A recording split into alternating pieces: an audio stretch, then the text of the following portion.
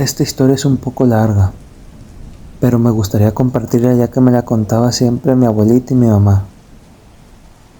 Inclusive, ella tenía los periódicos de lo sucedido, pero lamentablemente los perdió en una remodelación de su casa.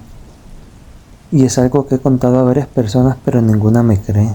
He intentado buscar en internet, sin embargo, nunca he encontrado nada. Espero les guste y espero me crean.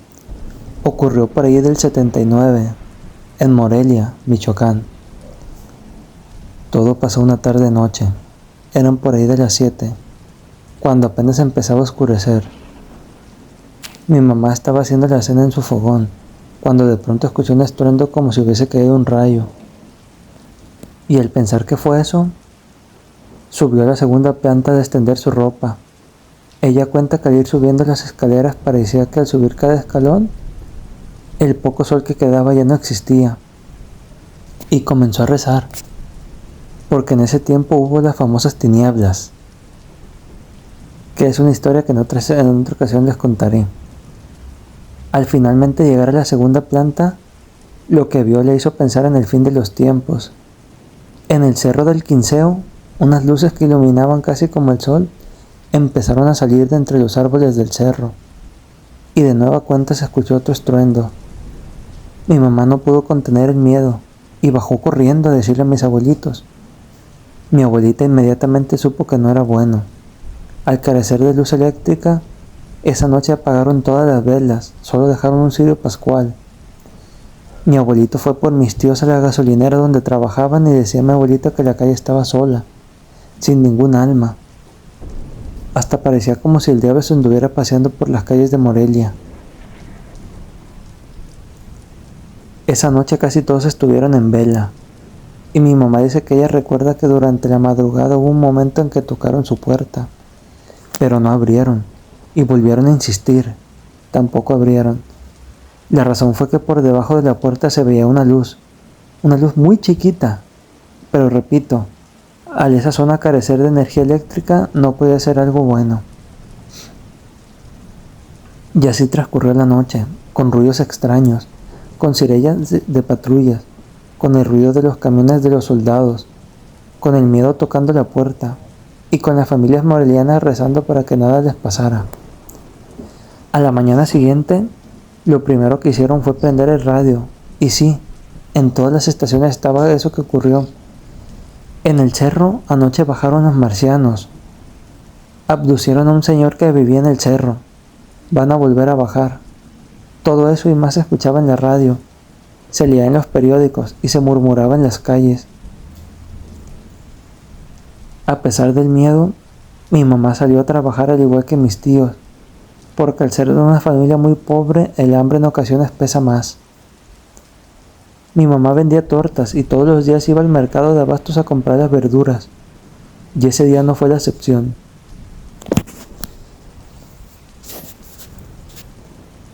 Al ir llegando a la central, empezó a escuchar una señora que decía: había un jitomate más grande que tu cabeza y la mía juntas. Y otro señor también comentaba: los soldados retiraron una zanahoria de 1,20 m.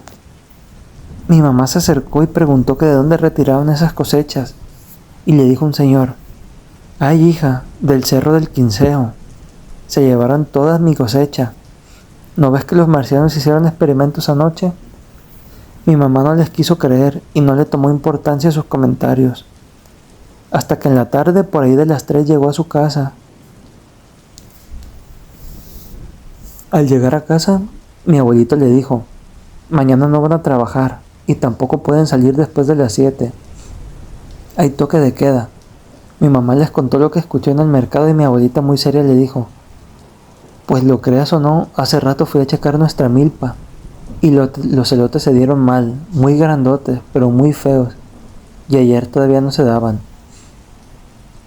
Al día siguiente, mi abuelito compró una tele de esas chiquititas de la pantalla, que casi ni se ve, y la conectó a una batería de carro, y se pusieron a ver las noticias.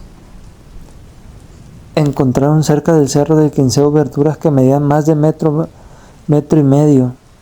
Sorprendente hallazgo: en el cerro de un conejo del tamaño de un perro. Los vecinos de las faldas del cerro reportan una plaga de ratas mutantes. Dicen que miden de largo aproximadamente 1 metro, y así las noticias. Cosechas podridas, animales mutantes, muchas cosas raras, pero lo más increíble es que sí se desapareció un señor, el mismo que vivía casi en medio del cerro. Sus cosas seguían ahí, pero ni rastro de él. Lo buscaron y donde cayó el estruendo estaba su ropa, su morral y sus guaraches. Lo buscaron por mucho tiempo, hasta que al pasar de los años apareció así de la nada, un pobre loquito desnudo, desnutrido, que gritaba que se lo habían llevado los marcianos. Tenía el cuerpo marcado, como si hubiesen experimentado en él. Tenía la mirada perdida. No pasó mucho, el señor murió en el hospital. Dicen que fue por exceso de radiación. Otros dicen que fue por la desnutrición y otros ya de plano que por loco. Pero nunca se supo la verdad. Al paso de los años parece que nadie recuerda esta historia. Pero lo curioso es que en el cerro de Quinceo se siguen viendo luces que flotan encima de él. Y desde ese día, esa tierra ya no es fértil. Aquí termina la historia. Está en sus manos si la quieren creer o no. Al final del día, solo tú decides. Buenas tardes. Quería pasar por aquí para contar mi relato. Les pido que lo lean con la mente abierta, por favor. Estos días han estado pasando sucesos en mi casa que me han puesto en alerta. Podría llamar este relato como: mi amigo, un ente me abandonó. Para comenzar mi experiencia, tengo que remontarme al año 2020. Tras la pandemia, el encierro y problemas en general de mi vida hicieron que padezca de depresión y ansiedad.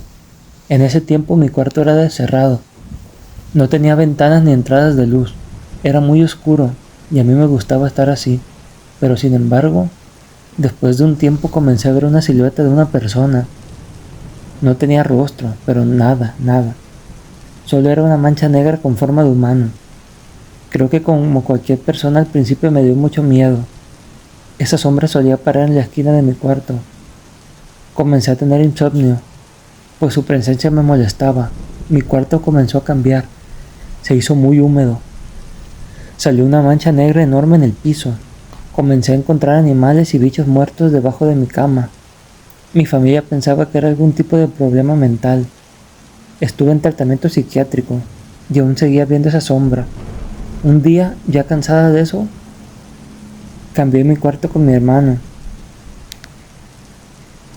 Y al día siguiente mi hermano me supo decir que no pudo dormir, tuvo pesadillas y se sentía observado en todo momento. En cambio yo, en el cuarto de mi hermano, también tuve pesadillas. Concretamente recuerdo 2. La primera era un niño como de unos 4 o 5 años. Me observaba por la ventana del cuarto de mi hermano. Tenía ropa blanca y estaba lleno de sangre. No tenía una pierna y un brazo.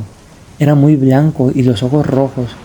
Y la segunda pesadilla, mi familia y yo estábamos enterrando a una chica joven en el patio de la casa.